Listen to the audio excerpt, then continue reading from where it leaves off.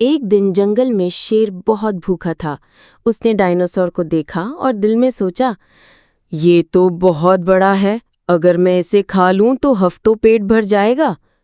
शेर चुपके से पीछे आया और जोर से दहाड़ा। हा!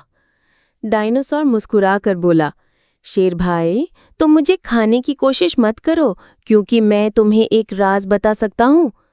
शेर चौंक गया। क्या राज? डायनासोर ने कहा, जंगल के दूसरे किनारे पर एक ऐसा दरख्त है जिस पर शहद और फल दोनों एक साथ लगते हैं। अगर हम दोनों वहां चलें तो हमेशा मजे में रहेंगे। शेर ने लालच में आकर फौरन हाँ कर दी, लेकिन जब वो दोनों वहां पहुंचे तो सिर्फ आम कांटेदार झाड़ियां निकलीं। शेर गुस्से से बोला, ये क्या मजाक है? डायनासोर हंसकर बोला, ये मजाक नहीं, सबक है। असल ताकत दूसरों को धोखा देने में नहीं, बल्कि ईमानदारी में है। तुम चालाकी से मुझे खाना चाहते थे और मैंने तुम्हें दिखा दिया कि लालच हमेशा खाली हाथ छोड़ देता है। शेर शर्मिंदा होकर बोला, तुम ठीक कहते हो, अब से हम दोस्त रहेंगे, दुश्मन नहीं।